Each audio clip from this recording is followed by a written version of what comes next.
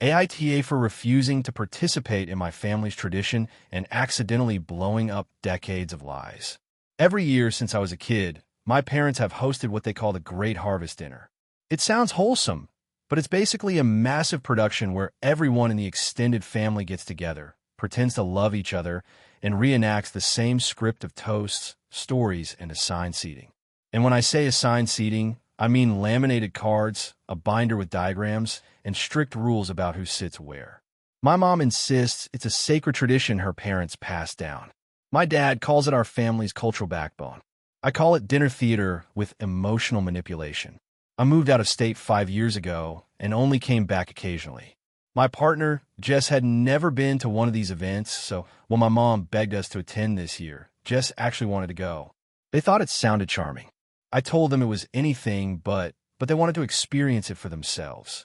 The first red flag happened when we arrived, and my mom immediately took Jess aside for what I can only describe as orientation. She had printed pamphlets about seating etiquette, conversation flow, and the order in which dishes were passed. I could see Jess starting to understand. My role in all of this was always to perform a speech at the end of the meal. It was a scripted speech my grandfather supposedly delivered every year. When he died, the role fell to me because I was the oldest grandchild. The speech was the same every year, word for word, and my mother would actually quiz me on it. Here's the problem. I hate performing it. It feels fake, outdated, and has this weird patriarchal vibe that makes the whole night uncomfortable. Plus, after years of memorizing it, I'm just done. So this year, I decided I wasn't going to do it. I told my parents about a week before the dinner. My mom reacted like I'd announced I was burning down the house. She cried. She told me I'd ruined the entire meaning of the event. My dad lectured me about respecting tradition. My cousins group chatted me privately saying I was either brave or insane, but that they wished they'd thought of it first. Jess told me that if I didn't want to, I shouldn't be forced to. So the dinner happens. Everything is perfect in that overly rehearsed way. Then it comes time for the speech. My mom stands up dramatically and says, as she is every year, that we will now honor Grandpa's memory with his words. She looks at me. I stand up. Everyone goes silent. I say, calmly, that I won't be giving the speech this year. Instead, I thank everyone for being there and say I hope we can enjoy the night without the script. My mom's face freezes. My dad grips the table so hard I think he's going to embed his fingers in it. But before they can start yelling, my great-uncle Phil bursts out laughing. And I mean full-on wheezing laughter. The whole table turns to stare at him. He wipes his eyes and says, "Oh, thank God. Someone finally said something. I didn't think you kids would keep falling for this forever."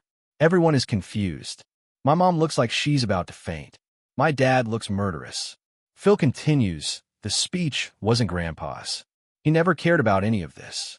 He improvised a toast every year. The whole binder thing? That started when your mom decided the family needed structure. Grandpa just went along with it because he thought it was funny that she took it so seriously." My mom denies it loudly. Phil says he can prove it. He goes out to his car and brings back a literal box of old camcorder tapes. He says Grandpa recorded everything, including candid conversations, because he thought the family's obsession with appearances was hilarious. We watch on the tapes right there in the living room. Grandpa is sitting on the porch swing, saying he can't remember the speech my mom keeps insisting he used to do. He jokes that if he keeps winging it, someday she'll probably write something for him and turn it into a ritual. My mom storms out of the room. My dad follows her. Everyone else starts buzzing with excitement because apparently decades of family mythology just collapsed in 10 minutes. My cousins keep thanking me for unintentionally freeing them. My aunt says it's the most entertaining harvest dinner she's ever been to. Jess squeezes my hand and tells me they've never been prouder of me. But my parents? They are livid. My mom said I humiliated her and disrespected my grandfather.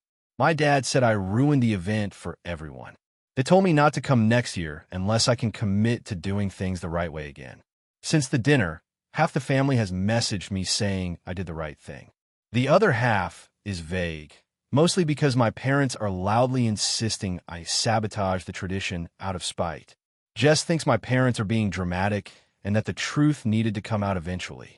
But now I'm wondering if I really did destroy something meaningful to them, even if it was built on a lie. My mom still won't speak to me. So, AITA for refusing to perform the speech and accidentally blowing up my family's entire tradition. If you enjoyed the video, don't forget to leave a like and subscribe to the channel. It helps the content grow and motivates me to create even more great videos. Turn on notifications so you don't miss any new uploads. By the way, I'm curious, when do you usually watch my videos? While working, studying, or just relaxing at home?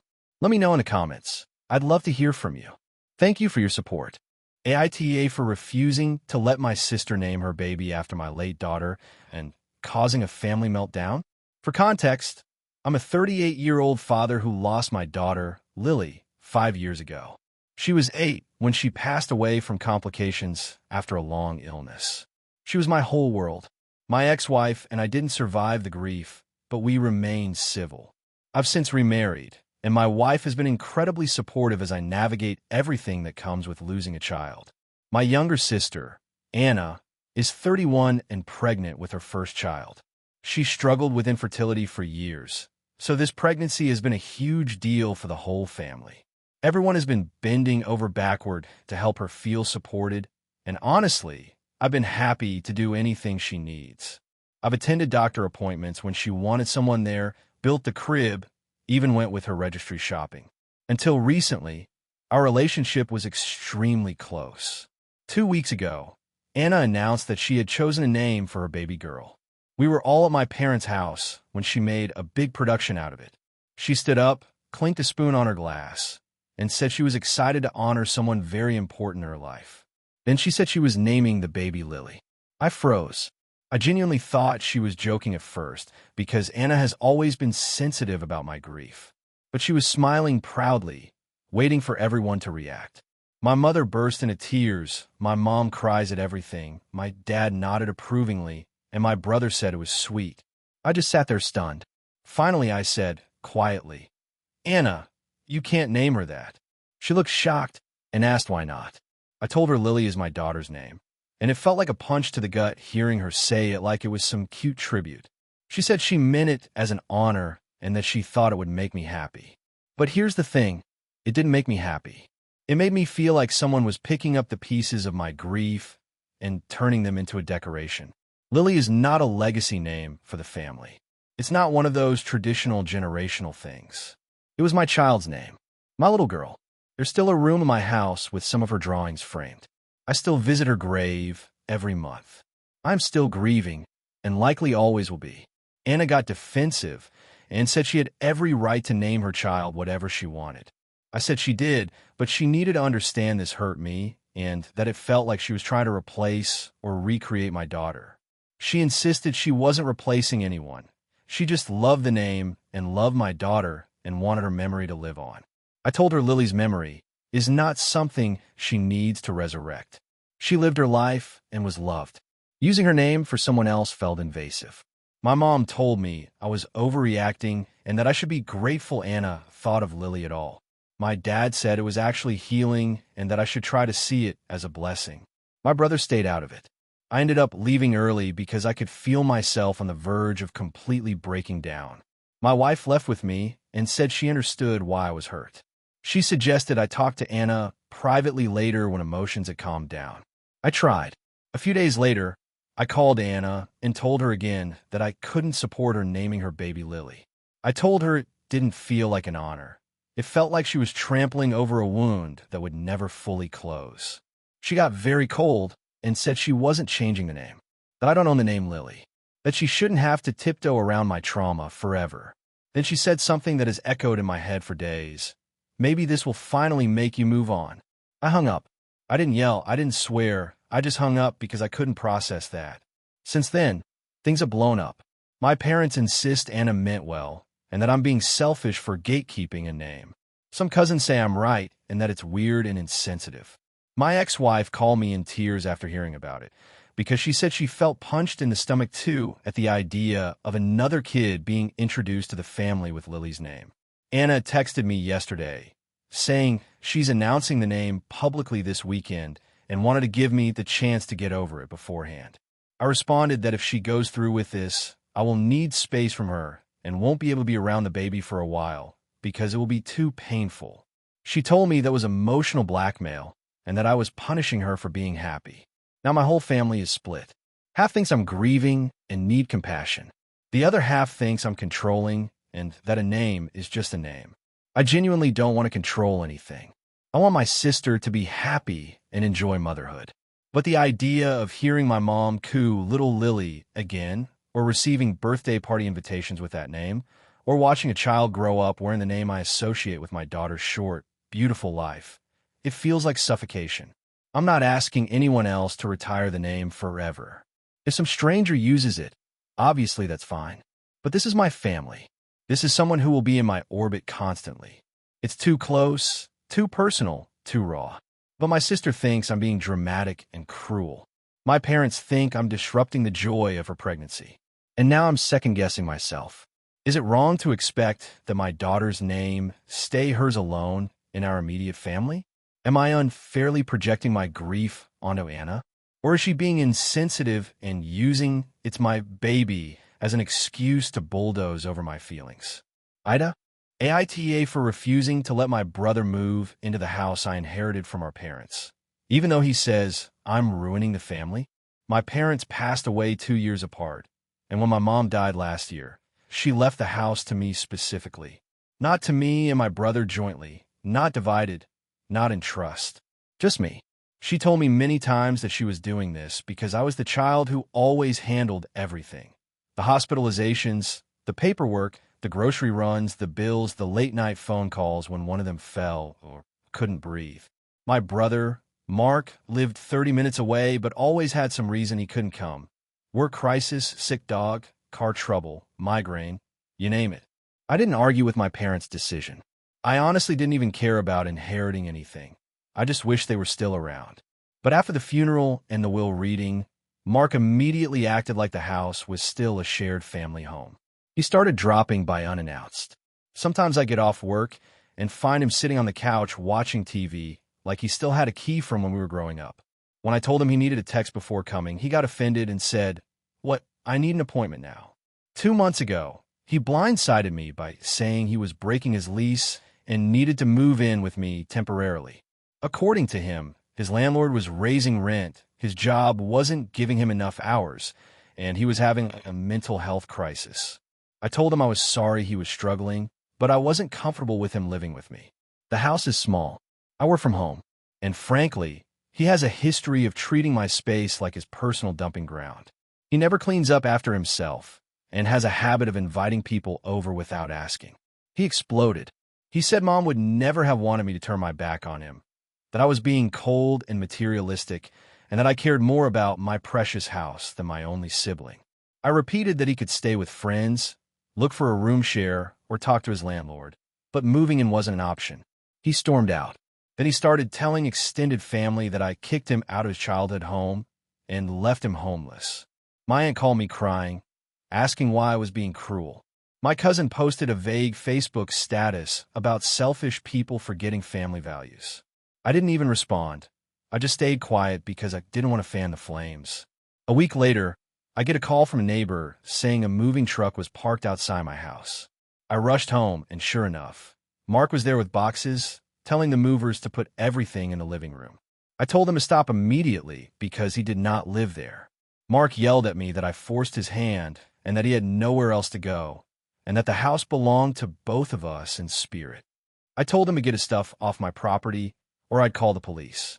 The movers apologized and left with the boxes. Mark called me heartless and a tyrant and drove off. Since then, my phone has been blowing up with relatives telling me I'm destroying the family. Some say I'm entitled. Others say I'm lucky to have a house at all and should share it. My grandma, who is 89 and frail, told me that she's disappointed in me, which honestly hurt worse than anything Mark said. But my friends and coworkers think I'm being fair, especially considering that the house is legally mine and Mark has a long history of manipulating situations to his advantage. Things got worse when Mark sent me a long message saying he was severely depressed, couldn't afford therapy, and that if anything happened to him, it would be on my conscience. That message shook me enough that I called him immediately but he wouldn't answer. I ended up contacting a welfare check through local police, who confirmed he was fine, just angry. The next day, he texted me accusing me of humiliating him and treating him like a criminal. Last weekend, he cornered me at a family dinner. He gave this big emotional speech about how the house was filled with memories, how he needed a fresh start, how living with me would heal our relationship, and how the family would come over more if he lived there. I told him calmly, in front of everyone, that the house was not communal. It was mine, and I would not be pressured, guilt, or manipulated into giving up my boundaries. That's when things really blew up. My aunt started crying, my cousin said I was drunk on power, and Mark stormed out again. My grandma said she didn't understand how siblings could be so cruel to each other. I left early and haven't spoken to any of them since. For what it's worth, I'm not opposed to helping him in other ways. I offer to help pay for therapy sessions until he's stable. I offer to help him search for affordable rooms and even draft a letter to his landlord. He rejected all of it, insisting that the only thing he needs is to move in with me. I feel torn. I know the house is legally mine. I know Mark can be manipulative, but part of me wonders if I'm being too rigid or cold. Maybe I could let him stay for 2 weeks or a month or until he gets back on his feet. But then I think about how he tried to move in behind my back, how he rallied the family against me, how he weaponizes guilt, and how hard I've worked to build a peaceful life after years of caregiving.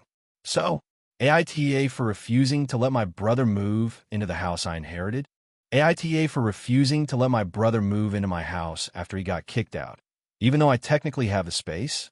So I'm a 34-year-old guy who bought a house 3 years ago, partly because I wanted stability and partly because I was tired of being the family crash pad anytime one of my siblings messed up. My family dynamic is complicated in a very normal dysfunctional way. I'm the oldest of 4, and everyone seems to think that being the oldest means I'm responsible for keeping everyone else afloat. I'm not wealthy by any means, but I budget well, I work in IT, and I don't have kids. Apparently, that makes me the family emergency shelter. My brother, Sam, is 28 and has had a rougher go of things, but also because he constantly creates his own disasters. He's the type who will start a project with great enthusiasm, burn out, and then blame the world for not working out. 5 years ago, he tried to start a landscaping business with no savings, no equipment, and no plan. Shockingly, it failed. Since then, he's had a string of jobs, apartments, girlfriends, and big ideas that never pan out. About a month ago, he got fired from his warehouse job for getting into a shouting match with his supervisor. Instead of trying to find a new job, he sat around for 3 weeks saying he needed to manifest better opportunities. Meanwhile, he stopped paying rent to his roommate, who eventually had enough and kicked him out. The roommate is actually a friend of mine, and he called me to apologize for the situation. I told him he didn't need to apologize because, honestly, he tolerated Sam longer than most people would. The same night, Sam showed up at my house unannounced with a duffel bag, a gaming PC, and a half-deflated air mattress. He came in without even knocking, which irritates me anyway, and said, "I'm going to stay here for a while until I get everything sorted." I told him immediately that wasn't happening. He thought I was joking and actually laughed. When he realized I was dead serious, he got angry. He said I had 3 bedrooms, I lived alone, and it would be heartless to let my own brother sleep in his car. I told him I wasn't going to let him sleep in his car, but he couldn't live with me. He could stay that night only, and in the morning we'd figure out options. That night he sulked, but he accepted it. The next morning I called my parents, as much as I didn't want to loop them in. My parents love Sam to death and always try to save him, but even they admitted they didn't have room because my dad's cousin is currently staying with them while undergoing treatment at the nearby hospital. My mom suggested I let Sam stay with me for just a few weeks. I told her no. Sam overheard and immediately slammed the door to my guest room. He refused to come out for several hours and ignored me when I knocked. Eventually, he emerged and demanded I give him at least 2 months. Not weeks, but months. He insisted it would take that long for him to rebuild, and that he needed space, stability, and support. I told him that the last time he stayed with me, temporarily, he remained for 8 months, left dishes everywhere, used my car without permission, and hosted parties when I wasn't even home. He said I was bringing up ancient history and that he was in a different mindset now. I told him I didn't care about his mindset. I wasn't going to be responsible for cleaning up his mess again. He got extremely dramatic and started saying things like, "You're choosing comfort over family, and if I end up homeless, that's on you." I reminded him he had other options. He could crash on our cousin's couch, ask one of his many friends, or swallow his pride and call his ex's brother, who had offered him a room when they broke up. He said all of those options were humiliating. I told him that living rent-free with your older brother while doing absolutely nothing to fix your situation was also humiliating, or at least should be. He called me heartless, packed up his stuff, and left. For the next few days, my phone blew up with messages from extended family members who apparently heard a very different version of events. According to the story Sam told, I kicked him out onto the street without warning, told him I didn't care if he froze, and said he was dead to me. None of that happened. I literally offered to help him look for resources, temporary housing, and even jobs. I just refused to be his free ride again. My aunt sent me a whole paragraph about how family should always come before convenience. My cousin sent me a message saying I was lucky to have a house and I should want to share my blessings. A different cousin said I was acting superior. My mom told me she was disappointed, but then later texted again saying she understood I had boundaries, although it was sad to see siblings drift apart. My dad didn't say much except that I should have compromised a little. I love my dad, but when he says compromise, he means give in completely. Meanwhile, Sam seems to be couch hopping, but he keeps posting vague messages online about being betrayed by someone who should have had his back. My coworkers saw one of the posts and asked if everything was okay. I'm not embarrassed, but I'm frustrated that he's trying to make me look like some villain. The thing is, I don't feel guilty. I've bailed him out so many times. I've given him money I never got back. I let him live with me for months. I drove him to job interviews, loaned him my car, helped him fix his credit, and even co-signed his old lease, never again. And every single time, he found a way to blow it all up. I don't think it's my responsibility to sacrifice my home and stability so he can repeat the same pattern while pretending he's starting fresh. But now the guilt tripping from family is wearing me down. My youngest sister said I'm being too harsh and should at least let him stay until he has a job lined up. I told her she's free to let him live with her. She suddenly got very quiet. So Reddit-style internet strangers, am I actually the jerk here? Should family obligation outweigh boundaries, even when history keeps repeating itself? Or is it finally okay that I chose my peace over being the permanent safety net?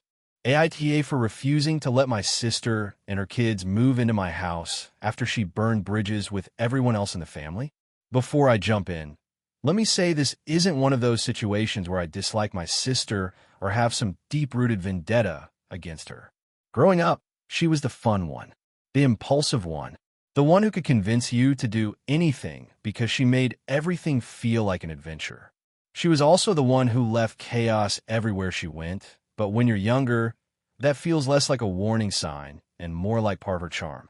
I'm 36 now. She's 39, and the charm is on its last legs. My sister, Lily, has 3 kids, 14, 10, and 6. Their dad is not in the picture. He honestly tried when they first split, but my sister made co-parenting a complete nightmare.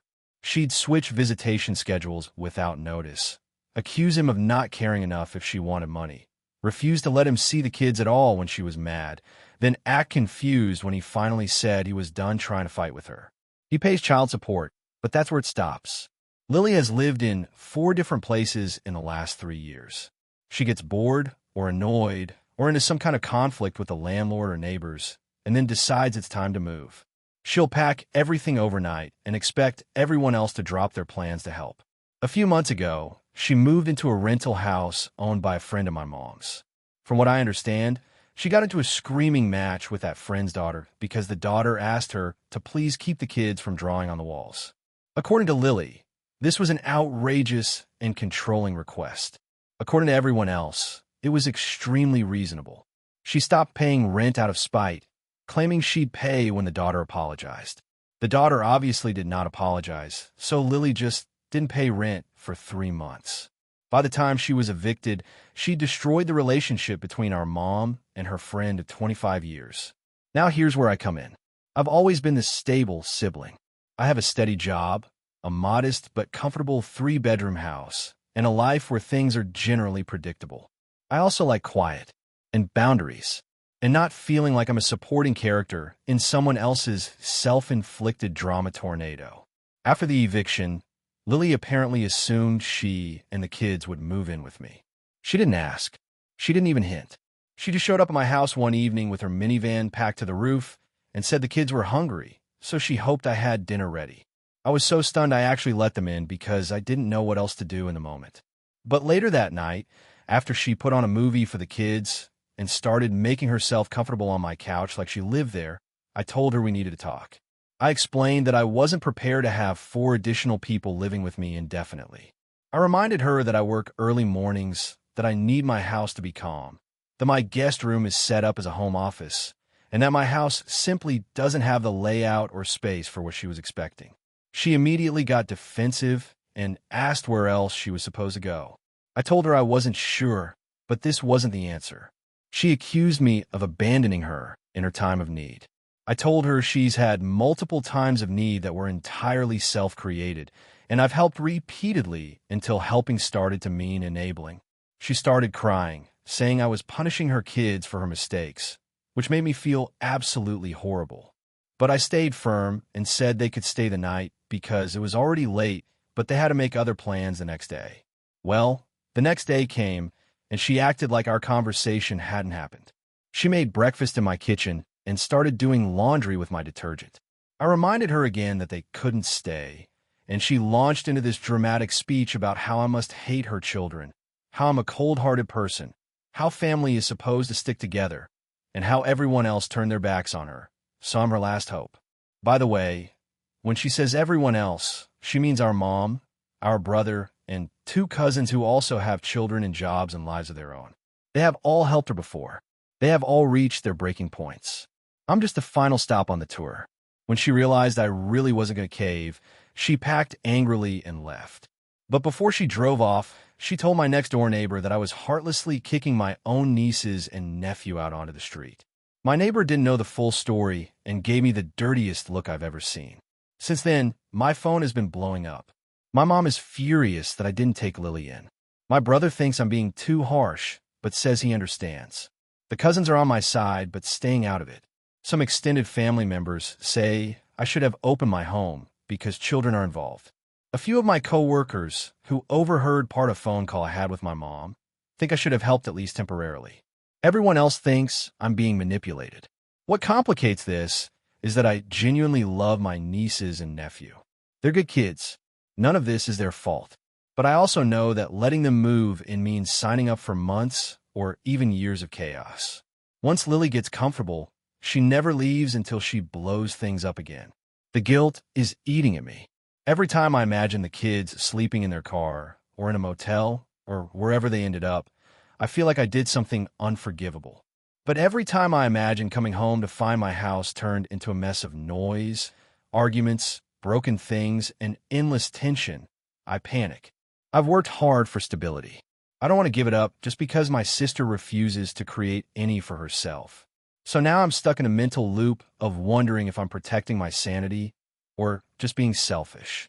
My sister keeps sending messages implying I ruined her life. My mom says she's disappointed in me for abandoning family. My brother quietly mailed me a Starbucks gift card with a note that said I would have done the same thing. Part of me wonders if I should have let them stay a month just to regroup. Another part of me knows that a month would have turned into just until school starts again, which would become just until we save enough for a deposit, which would somehow become we're basically roommates now. I don't know. Maybe I should have taken the hit for the sake of the kids. Maybe I prevented a disaster in my own home. Maybe I'm the villain in Lily's story. Maybe she's the villain in mine. Or maybe we're just 2 tired adults who grew up in the same house, but ended up living in very different realities. AITA? AITA for refusing to bail out my brother after he used my wedding as a business pitch and got himself banned from the venue? Last summer, my partner and I finally had our long-awaited wedding. We'd been together for 7 years, saved for 4, and planned it meticulously so everything would feel like us. We chose a small but beautiful historic estate that allowed both the ceremony and reception on the grounds. It was not cheap, and we paid for it ourselves because we didn't want strings attached. My brother, who is 3 years older than I am, runs what he calls a startup, but what most people would probably describe as a rotating collection of half-baked subscription box ideas. Every couple of months, he rebrands, pivots, or announces partnerships that never materialize. My parents always tell me to be patient with him because he's a creative, free spirit, but he's also chronically irresponsible with money, and they've quietly bailed him out more than once. Before the wedding, I specifically told him that the venue had one big rule: absolutely no unapproved promotional materials. The estate had a long history with guests trying to use the picturesque grounds to push products or business ventures, and any violation could end in the entire group being removed without refund. I reminded him of this because the last time we went to a friend's barbecue, he had shown up with a duffel bag full of sample boxes for his latest idea, which he aggressively handed out like they were party favors. He promised me he wouldn't do anything like that. He said he wanted to respect my day and that he understood why the rule mattered. He seemed sincere and even joked about how he had retired from the world of guerrilla marketing. The ceremony went perfectly. For a moment, I even thought my brother had matured. He kept a low profile, chatted with relatives, and didn't mention his startup once. But during the reception, while I was talking to my aunt near the garden, I heard someone loudly say, "What is this? Is this some kind of subscription thing?" I saw a small crowd forming around one of the cocktail tables. My stomach dropped.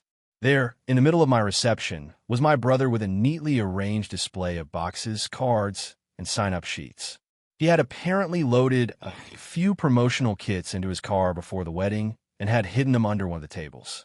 As guests were drinking and mingling, he pulled everything out and started his pitch. He was loudly explaining some nonsense about a seasonal nature-themed lifestyle box curated around mindfulness and sustainability. It was exactly the kind of vague idea he always had, and he was shoving QR codes at everyone. I rushed over, furious but trying to stay calm. I asked him what he was doing. He brushed me off and said it was perfect timing because people were happy, open-minded, and in a celebratory mood, and that I should be glad he was seizing an opportunity. He even tried to hand my partner a sign-up sheet, like he didn't understand the magnitude of what he was doing. The venue manager saw the display and came over looking like she was about to explode. She told him this was a blatant violation of the agreement, that promotional materials were strictly prohibited, and that he was creating a disturbance. She demanded he remove everything immediately or he would be escorted out. My brother argued with her, saying he was a guest and had a right to share his business. I had to intervene and tell him he needed to leave the reception. He acted like I had stabbed him in the back, but after a tense standoff, he finally packed up and stormed out. The venue thankfully didn't end the entire event, but they did file an incident report and fined us for violating the contract. It wasn't a small fine either. We ended up losing a chunk of our honeymoon fund. For the rest of the evening, several guests told me they had felt uncomfortable because he was aggressively cornering people and making them scan his QR code. One cousin said he pretended to spill his drink just to escape. 2 days later, my brother called and demanded I reimburse him for the supplies he had brought and for his gas because he felt that being kicked out humiliated him and ruined his reputation. He said the least I could do was cover his costs, since I overreacted and should have let him give his pitch quietly. When I refused, he called me selfish and ungrateful and said I clearly didn't support his dreams. My parents got involved and tried to persuade me to apologize to keep the peace. They argued that he is under a lot of financial stress and that I should have handled the situation discreetly so he wouldn't feel attacked. They said family should support each other, especially when someone is struggling to make their business work. I reminded them that he broke the rules, jeopardized the wedding we paid for, embarrassed us, and cost us money. They acknowledged it was wrong, but still insisted I could afford to be more compassionate. My partner is firmly on my side and says my brother got exactly what he deserved. But now half my family thinks I'm cold and vindictive because I refused to help him and because I told him he's no longer welcome at future major events unless he can promise not to treat them like networking opportunities. It's been months, And my brother still sends me guilt-trippy messages about how I ruined his chance to meet potential investors. He has also hinted that he might show up at Christmas with a presentation because he refuses to let negativity hold him back anymore. So, AITA for refusing to bail him out and for kicking him out of my wedding after he used it as a platform for his failing business. AITA for refusing to let my brother and his fiancée use my house for their spontaneous wedding after they tried to guilt-trap me with a fake emergency. For context, I'm 33 and own a small but nice house about an hour outside the city. I bought it after years of saving. It's become my quiet place. My brother, 29, is the golden child in our family. Not a bad guy, but my parents tend to contort themselves into pretzels to accommodate him. His fiancée, Kayla, is the type who sees Pinterest ideas and immediately tries to recreate them with other people's money or effort. They got engaged last year and announced they wanted a tiny, intimate, rustic aesthetic wedding. Cool. Not my problem. They were talking about renting a barn or some lakeside property, but every option they found was either too expensive or not exactly what they envisioned. 3 weeks ago, my brother called me at 7 a.m. on a Sunday. He sounded panicked, saying he and Kayla had a huge issue with their venue. According to him, the barn they booked overbooked the date, and now they had nowhere to get married. This was supposedly a catastrophe because they absolutely couldn't push the date back. Something about guests coming from out of state, vendors already lined up, etc. I was still groggy, but I asked if there was anything I could do. Big mistake. He hesitated, like he didn't want to say it, then asked if they could use my house and backyard for the wedding. He framed it like it would be super small, just immediate family and a few friends. He said they'd handle cleanup, rental chairs, decorating, everything. I wasn't thrilled, but it felt like they were desperate, so I said I'd think about it and asked for some time to wake up. About 2 hours later, before I'd even had breakfast, I got a group text from Kayla. It wasn't a question. It was a full breakdown of decor ideas, seating plans, a photo of my backyard circled and annotated, which she took from my Instagram without asking, and a guest list of nearly 80 people. 80. Not immediate family. Not tiny. She also listed plans for a bar setup, a DJ booth, a rented dance floor, and a sparkler send-off. All in my home, without even waiting for my answer. I called my brother and asked what the hell this was. He tried to downplay it, saying Kayla gets enthusiastic and likes to visualize. I told him I was uncomfortable hosting that many people, especially since my house isn't designed for big crowds, and my backyard backs right on to neighbors who would definitely complain about music and parking.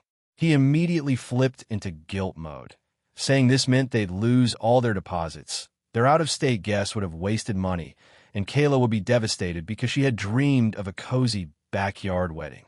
I reminded him that it wasn't my responsibility to solve their venue issue.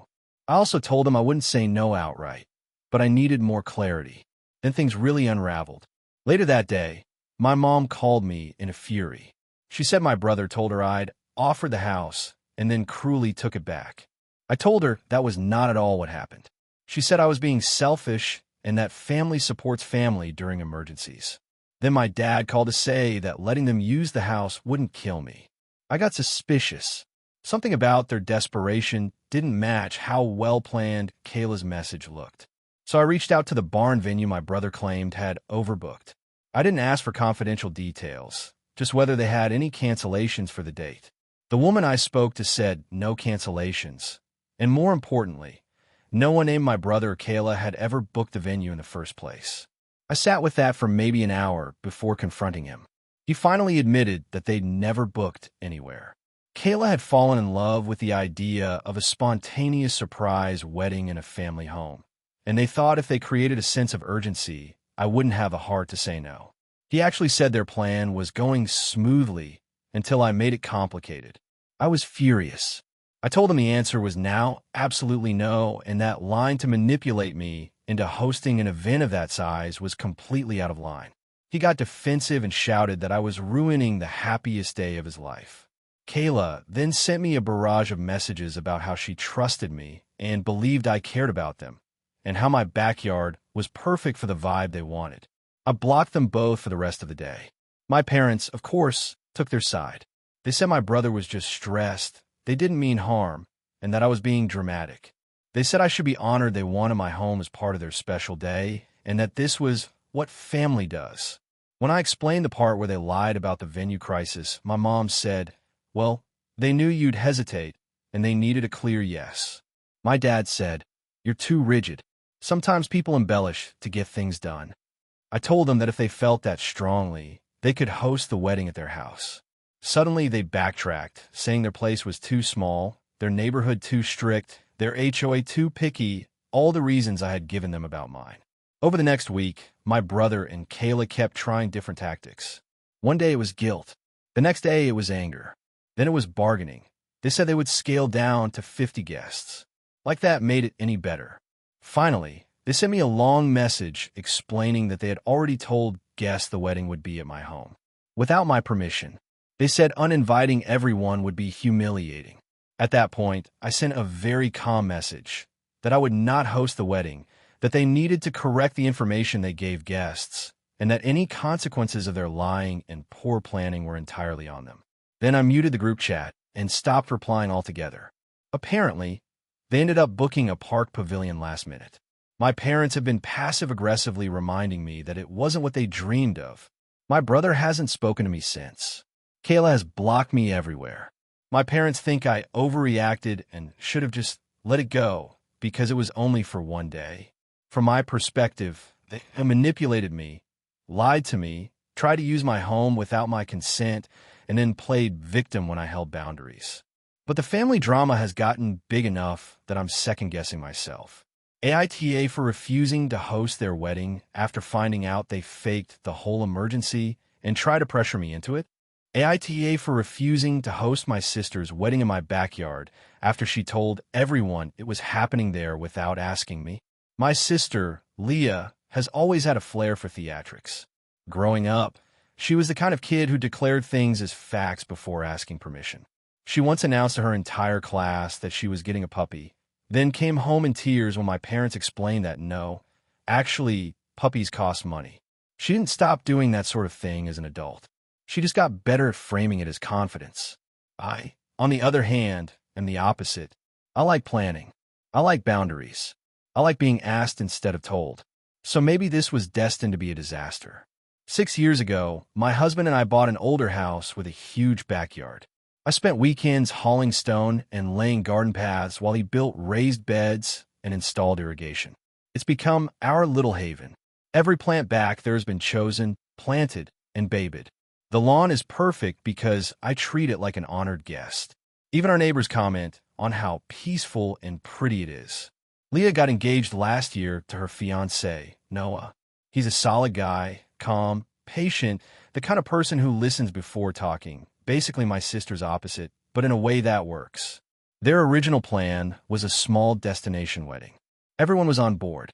Then their chosen venue went bankrupt, taking their deposit with it. I felt terrible for them. My husband and I gave them some money to help stabilize things. Nothing huge, but enough that they could breathe a little. A few weeks later, Leah started posting on social media about having a backyard wedding. But she didn't say whose backyard. She'd post pictures of inspiration setups, fairy lights, garden ceremonies, rustic tables. People started commenting things like, I can't wait to see your sister's garden all decorated. And the Johnson's yard is perfect for this. Every time I saw it, I told myself she must have meant someone else. Maybe Noah's parents. Maybe a friend. Then she tagged me in a post that said, shout out to my amazing sister for letting us use her gorgeous yard for the wedding of my dreams. Except we had never spoken about this. At all. I immediately called her. She answered with a cheerful hey, like nothing was wrong. I asked what the post was about. She seemed confused. She said, didn't you see our group chat? We decided a backyard wedding would be cheaper and more intimate. Yours is the nicest yard, and it's basically family tradition that the oldest sibling's yard is used first. That is not a tradition. That is something she invented on the spot. I told her she never asked me, and she said, well, you didn't say no when I posted hints. How was I supposed to assume you weren't okay with it? I reminded her that clues on Facebook were not the same as asking. She got huffy and said she had already told her friends, bridesmaids, and half our extended family. People had apparently already started making travel plans. She insisted canceling would embarrass her and make her look flaky. I told her I was sympathetic, but I wasn't going to let 80 to 100 people trample my garden, use my house as the staging area, and leave us cleaning up for days just because she made assumptions. She begged. She cried. She told me I was punishing her for being excited. She said the wedding would be simple, just chairs and an arbor. Then she sent me a Pinterest board filled with large tents, dance floors, fire pits, catering stations, and a full bar setup. She insisted the board was just inspiration, but I've known her long enough to know she meant all of it. I said no. She told our mother. Our mother called me, claiming I was causing drama. My dad, who is much more level-headed, said we should talk it out, but he also said Leah was wrong for assuming. My husband said absolutely not, because he remembered the time Leah hosted a Halloween party at a rented cabin and left us to clean the entire thing because she was too emotional to deal with the mess. He said if I wanted to give in, he would support me, but he was clearly relieved when I didn't. Then our extended relatives started chiming in. Some thought I was right. Others said it was only one day, and I should do it for family. A few cousins asked if they could bring campers and park on our lawn. Someone asked if we'd be providing a generator. Another wanted to know about parking and whether we'd be okay with just a few cars on the grass. This just confirmed that my garden would be annihilated. Leah called again and tried a new tactic, pretending to be calm. She said she understood I was anxious, but she'd hire professionals to protect the yard. I asked who was paying for that. She went quiet. Then she said she assumed we'd help since our yard was the venue. I told her that was exactly why I didn't want it to be the venue. Things escalated when she showed up to my house unannounced with Noah. She walked around the backyard, pointing to areas like she was giving a tour to a wedding planner. Noah looked mortified and kept apologizing under his breath. Finally, I asked him to leave. Leah accused me of humiliating her in front of her fiancé. 2 days later, she made a vague social media post about people who pretend to be supportive but show their true colors when you need them most. Everyone who knew the situation messaged me asking if it was about me. She didn't deny it. Noah eventually called me privately and said he supported whatever decision I made and that he was trying to convince Leah to pick a different venue. He admitted she had already ordered 120 chairs because she had faith the answer would be yes. At this point, Leah stopped talking to me entirely. Our parents invited us over last weekend. Leah was there, silent, glaring. My mother tried one last push to get us to compromise, suggesting we let them do just the ceremony in the yard and the reception elsewhere. That still meant dozens of people on my lawn and no guarantee of boundaries. I said no again. Leah stood up, said she had no sister anymore, and walked out. My dad sighed, so hard it sounded like he was deflating. Now half my family thinks I'm heartless and rigid. The other half thinks Leah needs to grow up. My husband thinks this was inevitable. But part of me wonders if I could have handled it better, even if the answer was still no. Did I react too harshly? Should I have compromised? AITA? Hey friends, if you enjoy this content, don't forget to like the video and share your thoughts in the comments. We really want to know what you like and what can be improved. What do you think of the video? Are there any topics you'd like to see in future videos? Your feedback really helps us get better. Thanks for being with us. AITA for refusing to let my brother move into my house after he blew up his own living situation, even though he says I'm ruining the family by shutting him out. I grew up as the responsible one in a chaotic household. My younger brother, Mark, was always the golden child despite causing constant trouble. My parents defended him no matter what, from getting suspended for fighting to dropping out of college after one semester because the professors were out to get him. Meanwhile, I was the reliable one. Decent grades, quiet, self-sufficient. When I bought my first house at 28, my parents praised Mark for inspiring me, as if my entire adult life was modeled after him. I tolerate these dynamics because I've learned to keep emotional distance. But the recent situation has blown that apart. Mark had been renting a small house with 2 friends. They all partied, but Mark took it to another level. Constant late-night guests, blasting music on weeknights, and leaving trash everywhere. The neighbors complained repeatedly. Apparently, the landlord received warnings, and Mark's roommates begged him to tone it down. He didn't. Last month, the landlord finally evicted all three. The roommates moved in with their families temporarily. Mark assumed he could move in with our parents, but they refused because he had disrespected them during a previous argument, telling them they only loved him when he was convenient. My parents claimed they were setting boundaries, but I think they just didn't want to give up their quiet retirement life. So, of course, suddenly I'm the solution. Mark called me the same night he got the eviction notice and said it was just a temporary crash pad until he found a new place. But Mark's definition of temporary is vague at best, and I knew exactly what would happen if he moved in. My clean, quiet home would become another party zone. I asked him straightforward questions about how long he expected to stay, what his plan was, and whether he'd follow house rules. He laughed and said I was being dramatic, that family doesn't interrogate family. I told him I needed real answers before making a decision. He exploded, saying I'd always looked down on him, that I was scared to loosen up, and that it was just a couch for a couple weeks. I told him I couldn't let him move in unless he treated my home with respect and gave me actual time frames. He hung up on me. The next morning, my mom called, furious on his behalf. She said I was cruel for letting my own brother face homelessness. I explained that I wasn't shutting him out, but needed reasonable expectations. My mom dismissed that, insisting Mark was vulnerable and ashamed, and that I should just take him in without interrogating him like he's applying for a mortgage. I told her that if he had given real answers, or even acknowledged the damage he caused his roommates, I'd reconsider. She said I was holding Mark to impossible standards, and that I should be grateful for the opportunity to help family. That phrase made my blood boil. I grew up helping family. I helped with chores, homework, errands, emotional support. Mark never had to help with anything, but now I'm supposed to be grateful for the chance to bail him out?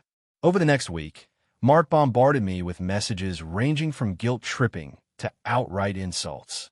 He said I lived in a sterile museum and needed to experience life. He said he would bring energy to my boring house. He said I thought I was better than him. He also tried the pitiful approach, claiming he was scared and alone.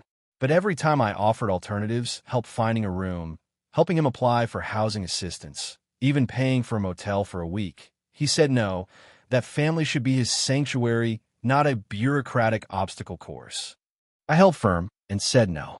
2 days later, I found out he had posted a dramatic rant on Facebook about how I refused to help him even though I have more than I'll ever need, and how he had nowhere to go. Friends and extended family began messaging me asking how I could turn my back on my brother, especially when he was down on his luck. I explained the real situation to the ones I trusted, but others kept insisting family should always help no matter what. Here's where things escalated. Last weekend, around midnight, I heard aggressive banging on my front door. It was Mark, drunk, yelling that he knew I was awake and that he didn't deserve to be treated like trash. I refused to open the door and told him through the video doorbell speaker to leave.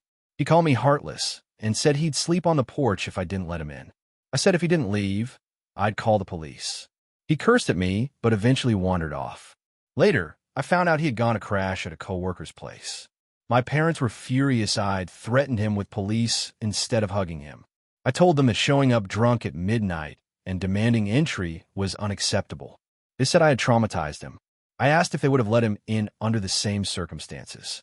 They dodged the question. Mark is now staying several different places, depending on who will tolerate him that night.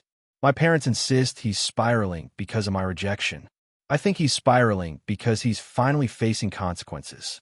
Now Mark won't speak to me unless I apologize and make it right by offering him a room. My parents have taken his side. Several extended family members are divided, some saying I'm protecting my peace, others saying I'm heartlessly abandoning him. AITA for holding my boundaries instead of letting my brother move in. AITA for refusing to let my sister and her kids move into the house I inherited from our grandmother, even though she says it's family property. A few months ago, my grandmother passed away at the age of 93. She was the pillar of our family and the only person who never played favorites. So when her will was read and I learned that she left her house to me, I was shocked. Not because I wanted it or expected it, but because she had 3 children and 7 grandchildren. I'm the youngest grandchild. The house is old but well built in a quiet neighborhood and about 10 minutes from my job. I had been renting a small apartment and struggling with rising rent costs, so inheriting the house felt like a lifeline. It was still emotional, and I felt guilty accepting it, but my grandmother apparently wrote a letter explaining why. She said I was the only one who regularly visited, helped with chores, took her to appointments, and stayed over when her health declined. My relatives would visit on holidays at best. The letter said she wanted someone who genuinely loved the house and her memories attached to it to live there, not someone who would flip it or rent it out. I cried reading it. For the first time in years, I felt hopeful. So I moved in shortly after the funeral. I decided to slowly renovate the place, keeping the original structure and charm. I spent weekends sanding cabinets, repainting walls, and fixing the garden she used to adore. These moments became therapeutic, helping me grieve. Everything was peaceful until my sister, Claire, called me out of the blue. Claire has 3 kids, ages 10, 8, and 4. She and her husband have been having financial issues for years. They live in a small 2-bedroom apartment, and I knew things were tight. But this time, she said her husband had just lost his job and their landlord had raised the rent. They couldn't afford it anymore and were going to be evicted within weeks. I expressed sympathy and told her I hoped things would stabilize soon. That's when she said, very casually, that she and the kids would be moving into Grandma's house with me. I asked what she meant. She said it was the family home, not actually mine, and that Grandma only put it in my name so it would be taken care of until someone in the family needed it. According to her, I had no real need for a whole house on my own, and since she had kids, it made more sense for her family to live there. She said I could keep a bedroom, of course, but they would have the rest so the kids don't feel cramped. I thought she was joking. She wasn't. I told her Grandma left the house to me specifically and that I wasn't comfortable turning my life upside down. She immediately turned cold and said I was being selfish, that family supports each other, and that Grandma would never want her great-grandchildren to be homeless. I offered to let them stay for a week or 2 while they look for a new place. She said that wasn't enough and that moving constantly would traumatize the kids. I said I was sorry, but permanent co-living wasn't going to happen. She hung up on me. The next day, my parents called. They were furious. They insist that since I'm single with no kids, I should open my home to my sister's family. They said it's just common sense and that I owe it to Claire for all she's gone through, as if I'm responsible for her husband's unstable job history. I tried bringing up the will and the letter Grandma wrote, but my parents dismissed it instantly. They said Grandma was old and sentimental and probably didn't think through the consequences of leaving the house to just one grandchild. My dad even told me I should be grateful because the house only has value when the whole family benefits from it. I stood my ground. Then came the group messages from cousins, uncles, basically half the family. Somehow, Claire had framed the story as me hoarding the house while her children face homelessness. I refused to defend myself in a giant group chat, but the messages kept coming. Some called me heartless. Others said I was disrespecting Grandma's memory by refusing to keep the family together. The worst part? Claire actually drove over with boxes. She pulled into the driveway, kids in the back seat, telling them they'd be living with me now. I refused to unlock the door. She tried to guilt-trip me in front of the kids, saying, "Annie doesn't want to help us." The oldest kid started crying. I felt horrible, but also trapped. She eventually left after I told her I would call the police if she tried forcing her way inside. That set off another family explosion. Now, no one is talking to me except a few cousins who privately said they understood. My parents said they're disappointed in who I've become, and Claire has blocked me on everything. I've cried multiple times over it. I never wanted the house to destroy my family. I offered short-term help. I've helped my sister financially many times in the past. But letting them move in permanently would mean losing my privacy, my space, and honestly, my sense of safety and stability. Still, I can't shake the guilt. Should I have bent a little more for the sake of the kids? Should I have offered more temporary help? Or is everyone just manipulating me because the house is suddenly valuable? AITA for refusing to let my sister and her kids move in? AITA for refusing to participate in my sister's wedding because of her new husband? This is going to be long, but I'll try to make it clear. I, 32F, have a younger sister, Emily, 28F, and we have always been close. Our parents passed away when we were teenagers, so we've had to rely on each other a lot. I've always been the responsible one, making sure she stayed on track, helping her with school, even helping her financially when she needed it. I genuinely love her, but the past year has tested our relationship in ways I didn't expect. Emily met her now husband, Jason, about a year and a half ago. At first, I was supportive because I know she's always wanted a stable relationship, and Jason seemed charming in public. I tried to meet him and make an effort, but it didn't take long before I started noticing red flags. He was controlling over small things like what Emily wore, who she talked to, and even how she spent her free time. He would make subtle remarks about how she needed to grow up or stop acting so childish. I noticed Emily becoming quieter, less herself, and more anxious around him. I tried to talk to her about it, but she always brushed me off, saying he's just protective or he means well. Over time, I realized that Jason wasn't just controlling. He was emotionally manipulative. He would constantly belittle Emily in private, but act like the perfect boyfriend in front of others. I tried to bring it up with her again, gently, but she got defensive and accused me of judging him without knowing him. I backed off, thinking maybe I was overreacting. A few months ago, Emily got engaged. I was genuinely happy for her at first, because I wanted her to be happy. However, things started to spiral when she asked me to help plan the wedding. I have some experience with events, and I agreed, assuming it would be fun. But almost immediately, I noticed that Jason wanted everything his way. He refused to compromise on the guest list, the venue, the food, and even the music. Emily tried to push back, but he would get passive-aggressive, make her feel guilty, and she eventually gave in. I tried to support her, but I could see how unhappy she was becoming. Then came the part that broke me. Jason demanded that Emily invite his extended family from out of state, which would have doubled the guest list and made the wedding extremely expensive. Emily asked me if I could help cover some of the cost, but I refused because I couldn't afford it. I suggested they cut back elsewhere or invite fewer people, but Jason reacted poorly. He called me selfish and unsupportive to Emily. Emily didn't confront him in front of me, but I could see she was upset. The final straw was when Jason insisted that I not be involved in the ceremony in any significant way. He said he didn't feel comfortable with me giving a speech or being a bridesmaid because, in his words, the wedding should be about us, not about family drama. I tried to explain that I'm not causing drama and that I just want to support Emily, but he was adamant. Emily agreed with him. I felt blindsided because I have always been close to her and have been there for her through everything, and suddenly I was being pushed out of the most important day of her life.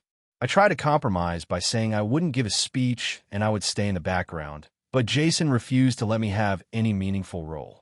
Emily started crying, saying, "He just wants the day to be perfect, and I don't want to fight with him on my wedding day." I told her that if I can't even be part of her wedding in a respectful, supportive way, then I couldn't participate at all. I told her I would attend the reception, but I would not attend the ceremony. She was furious and accused me of being dramatic and controlling, which is ironic because she's been silent about Jason's controlling behavior the entire time. Now, our families are divided. Some people think I overreacted and should just put my pride aside for Emily. Others, who know Jason's behavior, think I was right to stand my ground. Emily hasn't spoken to me much since I told her, and when she does, it's mostly anger. Jason has made comments to mutual friends about me being toxic and jealous, which I find ridiculous. I honestly don't know what to do. I don't want to sabotage her wedding, but I also can't pretend that everything is fine when I feel she's being manipulated and I'm being treated unfairly. I feel trapped. On one hand, I love my sister and want to be there for her. On the other hand, I feel like Jason has built a wall between us and forced me into a position where participating would mean betraying my own values and feelings.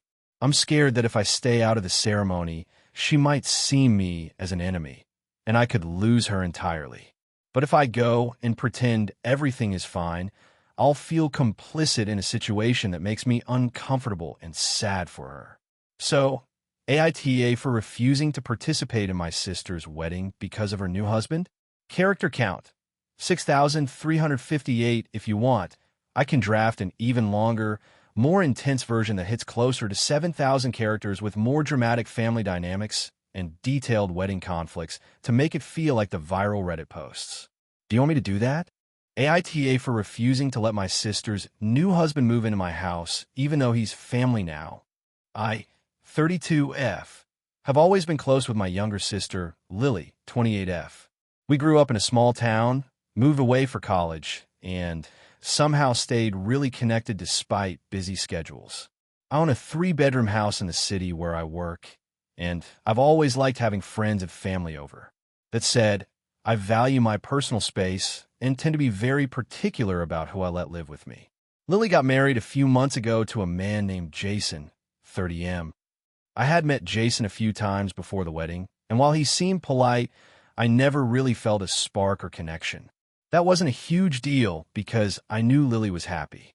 After the wedding, they asked me if they could stay at my place for a while because they were having trouble finding an apartment due to high rent and a few complications with Jason's job transfer. I said sure for a week or so, thinking it would be like a fun visit. The week turned into 3 weeks. During that time, I noticed a lot of things that made me uncomfortable. Jason started rearranging my furniture without asking, leaving dishes in the sink for days, and commenting on how I should probably redecorate to make things more family-friendly. I tried gently saying, "Hey, I like to keep my space the way it is," but he would wave it off with a laugh, and Lily would just say, "He's just helping." I began to feel like my home was no longer my own. Then came the big moment. One evening, Lily said, "We've been talking, and Jason and I were thinking, maybe you could let us move in permanently. You have a spare room, and now that we're married, we're family. It's just temporary until we get our own place. We'd be saving money for a house." I froze. I didn't know how to respond. I love my sister, but the idea of someone I barely know living with me indefinitely dictating how my house should look and act and ignoring boundaries made me feel panicked. I told them, "I can't. I'm not comfortable with that. You can visit, but moving in permanently isn't something I can do." Lily looked shocked, and Jason laughed nervously. Lily started to get upset and said, "I thought family helped each other. I can't believe you turn us away like this." I tried explaining that I wasn't saying I didn't want to help them, but I also value my personal space and mental health, and having someone move in permanently would disrupt that. I reminded them that there are plenty of short-term rental options and that I could help them look for apartments, but living with me was not going to happen. They left that night after a long silence, and the next day, Lily texted me, saying, "I can't believe you're choosing your house over your sister. Jason agrees, this is ridiculous. I thought you'd want to help family." I didn't respond immediately because I needed time to calm down. When I finally did, I wrote a long message explaining my reasons again, emphasizing that I still love them and wanted to support them in ways that didn't involve compromising my personal space. Since then, my sister has been distant. She stopped calling as often, and our group chats with our parents have become awkward. I keep getting messages from mutual friends saying, "Are you okay? You seem like you and Lily aren't talking anymore." And it's starting to make me feel guilty. Part of me wonders if I was being unreasonable. After all, they're family now, and I do have space. Maybe I could have tried harder to compromise.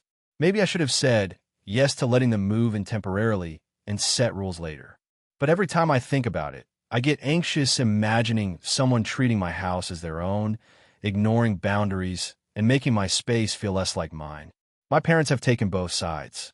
Mom says I should have said yes because family comes first, while Dad agrees with me, saying that a home should feel safe and comfortable, and that's not selfish. I've talked to a couple of friends, and they mostly support me, but the way my sister and her husband are reacting makes me second-guess myself. The thing is, I've never been the type to kick someone out if they genuinely need help, but this situation felt like it would go beyond helping.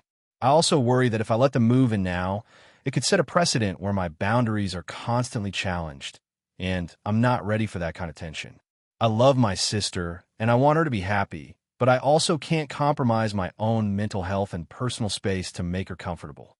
I've tried to offer alternatives like helping them search for rentals, pitching in for a deposit, and letting them stay a weekend here or there, but that doesn't seem to satisfy them. So, AITA for refusing to let my sister's new husband move in permanently. even though they think I'm being unreasonable because they're family now. Length, 6,489 characters if you want. I can also craft a second version that has an even more dramatic twist at the end, similar to some of the most viral AITA posts, which could push it closer to 7,000 characters. That one would have a real OMG, you won't believe what happened next moment. Do you want me to do that? AITA for refusing to host my sister's wedding rehearsal dinner, even though it would upset our parents? My sister, Emily, and I have always had a complicated relationship. Growing up, we were close in some ways, but we were also polar opposites. I'm extremely organized, low-key, and introverted, while she's more spontaneous, dramatic, and thrives in social chaos. Our parents, mom and dad, have always been very traditional and favor Emily's style of living, which has created tension between us over the years. Recently, Emily got engaged to Mark, a guy I've known for a few years and actually like a lot. When she announced her engagement, I was genuinely happy for her, but I could already sense some drama brewing. Emily has a habit of expecting everyone else to bend over backward to accommodate her plans. She asked me to host the rehearsal dinner at my house. At first, I thought maybe it wouldn't be that bad. I have a decently sized home and a backyard, so hosting seemed reasonable on the surface. But then the details started rolling in. She wanted a 5-course dinner prepared for 30 people, including specific dietary requests for each guest, plus elaborate decorations she had pinned from Pinterest. She also expected me to be in charge of all music, seating arrangements, and party favors. I tried to explain gently that hosting something of that scale at my house wasn't realistic for me. I work a lot, have my own social commitments, and also suffer from anxiety, which makes coordinating big events extremely stressful. I suggested we either rent a hall, hire a caterer, or even have it at her fiancé's family home. Emily blew up. She accused me of being selfish and unsisterly, and claimed I was trying to ruin her wedding experience. The situation escalated when Mom got involved. She called me crying, telling me it would break Emily's heart if I refused, and that it's what families do for each other. Dad agreed, saying it would look bad if I didn't help. They kept bringing up past instances where I had helped with family events to guilt me into saying yes. I tried to explain my perspective, but they didn't seem to understand. I finally sent Emily a message declining the request.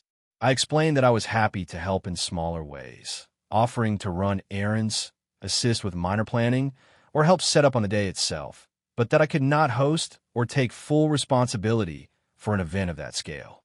Emily responded with a long voice note that basically said I was being cruel and inconsiderate, and that I clearly didn't love her enough to put her needs above my own comfort.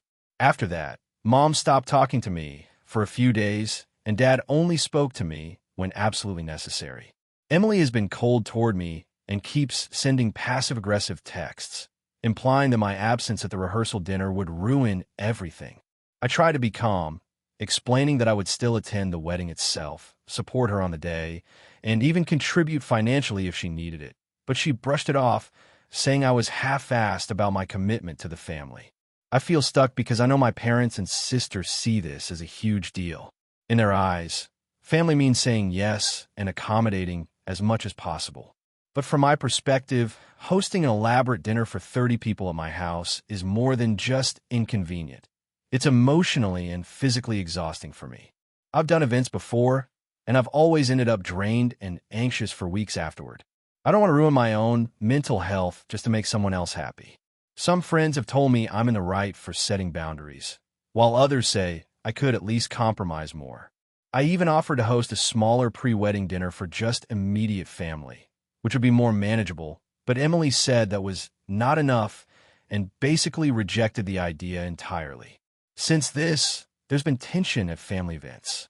Every time I see Emily, she either gives me the cold shoulder or makes snide remarks about my lack of enthusiasm for her wedding. Mom keeps hinting that I'm breaking the family, and Dad sighs every time my name is mentioned. I feel guilty, but I also feel like I have to protect my limits. So, AITA for refusing to host my sister's rehearsal dinner, even though it's upsetting my family? AITA for refusing to give my half-sister access to my house after she repeatedly disrespected my boundaries? I, 32F, have a half-sister, Claire, 28F, from my dad's second marriage. We've always had a rocky relationship, mostly because our personalities clash. I'm introverted, private, and highly sensitive to my personal space and mental health, while Claire is very extroverted, spontaneous, and prone to pushing boundaries. Growing up, we didn't spend much time together, but I've tried to maintain a cordial relationship as adults. 2 years ago, I bought my first home, a small but cozy place that I adore. I had always been careful about who I let in because I've had roommates in the past who didn't respect my space, and it left me anxious. I love hosting close friends for dinner or small gatherings, but I'm extremely selective because I need to feel safe and comfortable in my own home. Claire has always assumed that my house is available to her whenever she wants. It started innocently enough, with her dropping by unannounced, sometimes bringing friends or her boyfriend without asking me.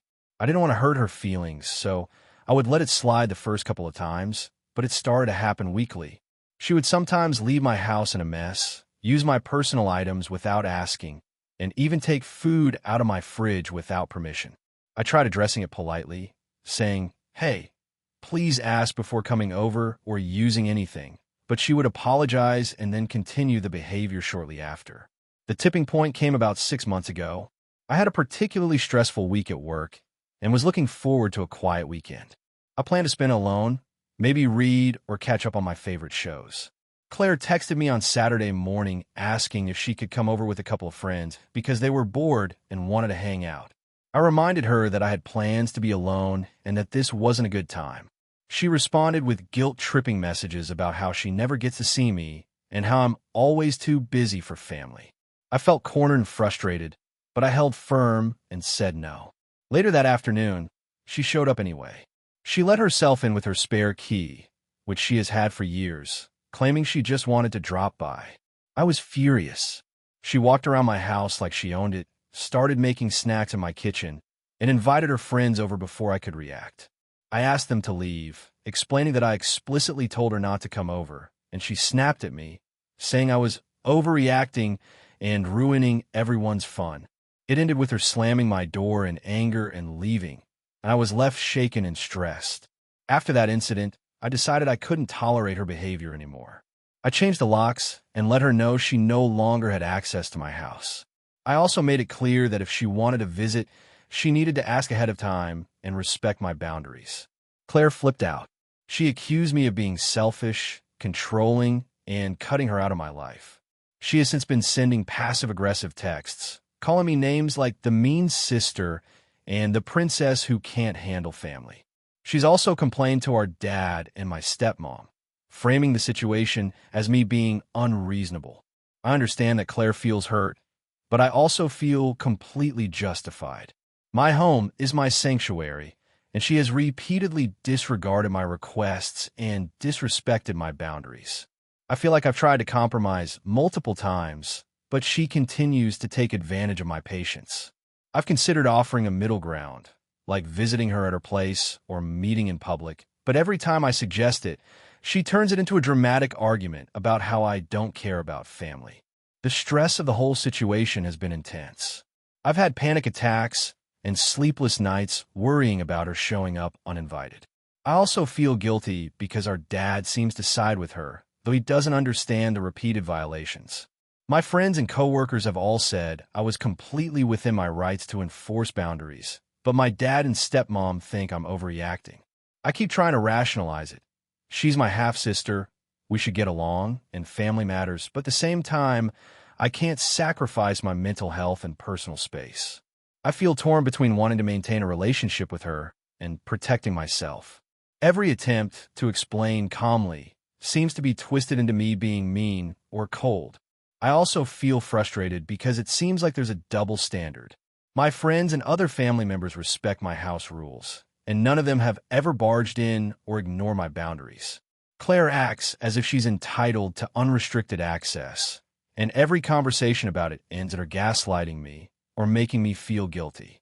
I'm now at a point where I've blocked her from my social media, stopped answering her calls, and am only communicating through our dad when necessary. I feel extreme relief when she's not around, but there's a lingering guilt. I worry that I might be making her resentment worse or permanently damaging our relationship. I'm also anxious about family gatherings, where she inevitably tries to stir up drama about how I don't want her in my life. So Reddit, am I the asshole for refusing to let my half-sister come into my home after she repeatedly ignored my boundaries and showed blatant disrespect? I feel like I'm standing up for myself, but part of me worries I might be overreacting and being unnecessarily harsh. I want to make it clear that this isn't about being unfriendly. I've spent time with her in other settings, and I genuinely try to compromise. This is about her refusal to respect my home and my mental health. Has anyone been in a similar situation where family repeatedly crossed boundaries? And if so, how did you handle it without escalating drama? AITA for refusing to let my sister's fiancé stay in my house after she asked me to. I, 28F, have always been close with my younger sister, Emily, 25F. We've lived in the same city for most of our adult lives, and while we have different personalities, we've always had each other's backs. I live in a modest 2-bedroom apartment, which I bought a couple of years ago, and I'm proud of it. It's cozy, but it's mine. I work full-time and have a routine I like to keep, so I'm generally not super flexible when it comes to accommodating other people. Emily recently got engaged to a man named Greg.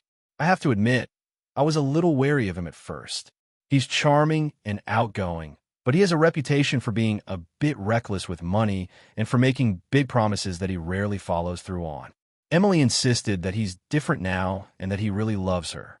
I wanted to trust her judgment, but I also know my sister very well, and I was cautious.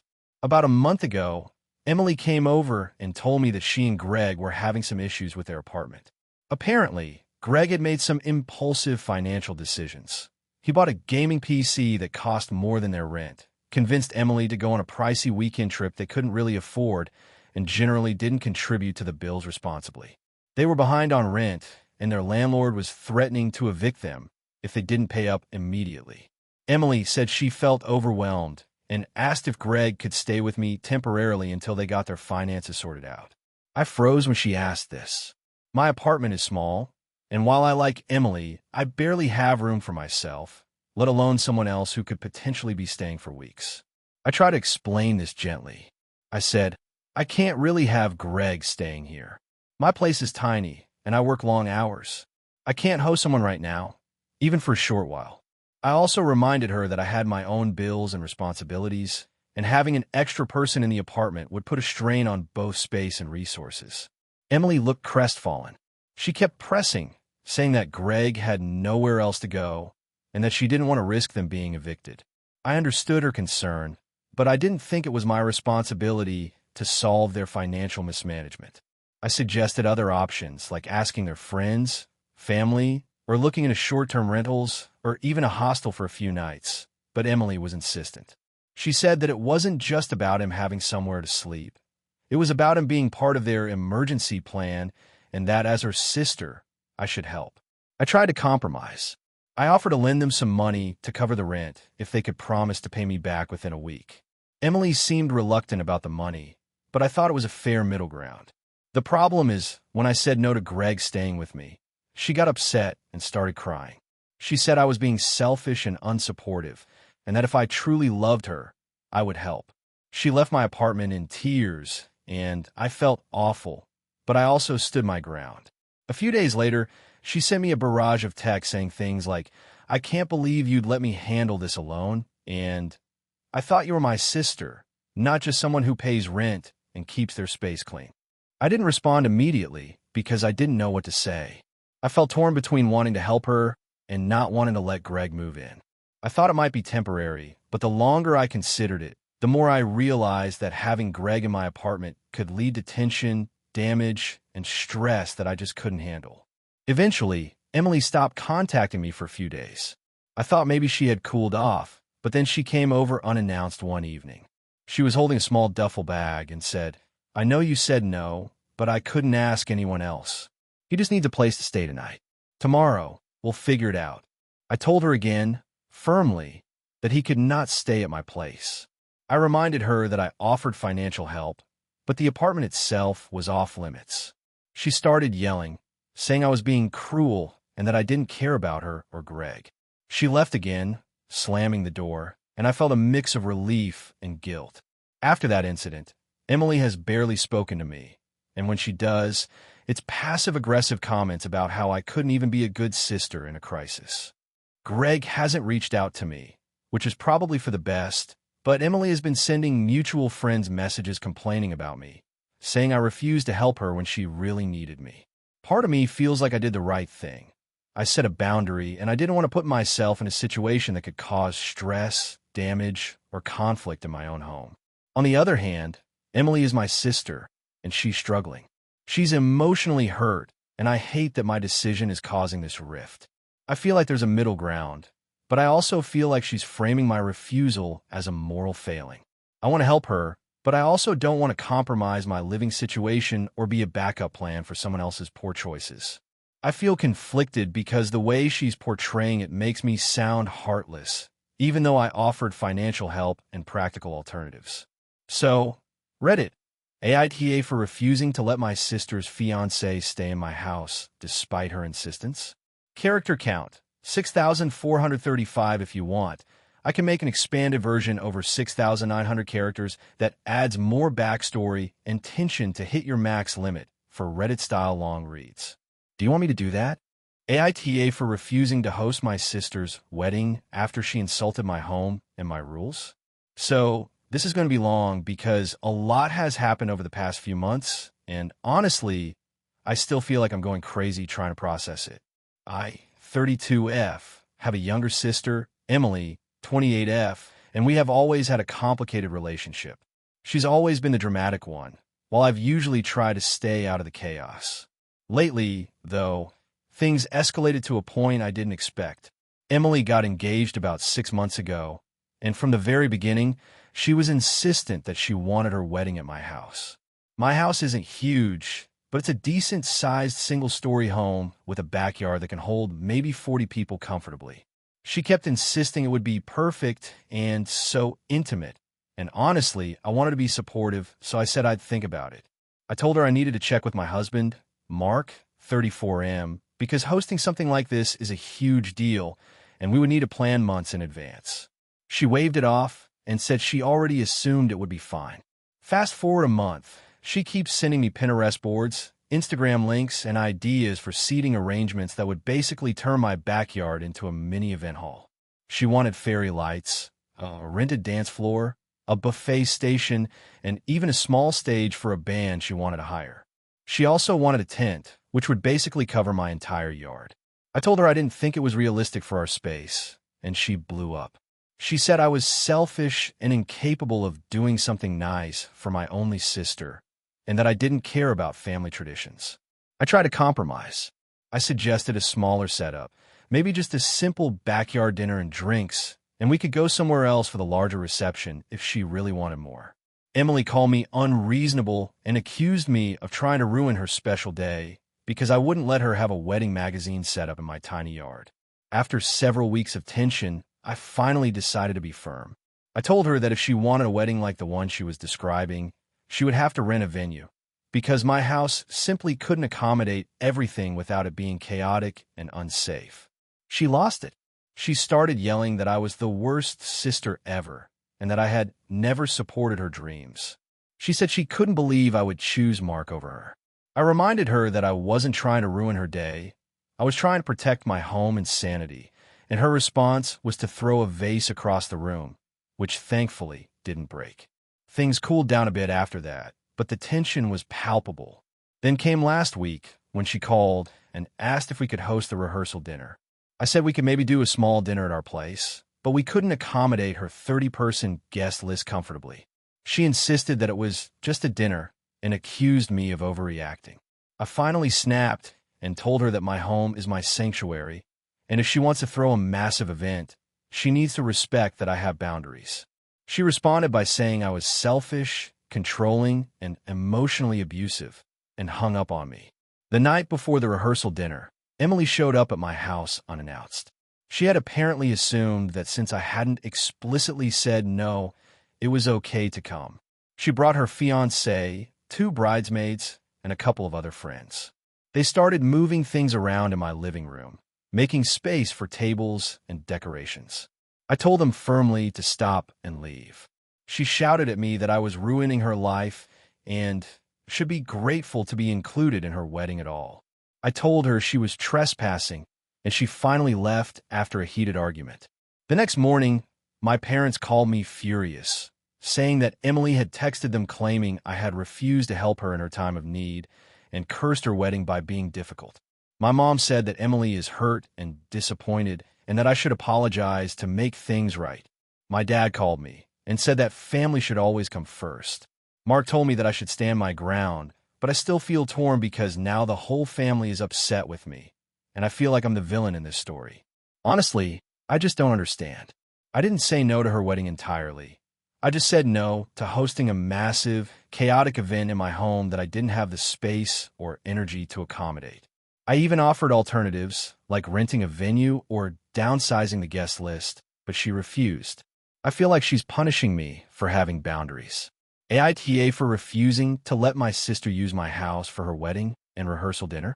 I feel like I'm being painted as the bad sister here, but from my perspective, I'm just trying to protect my home and my mental health.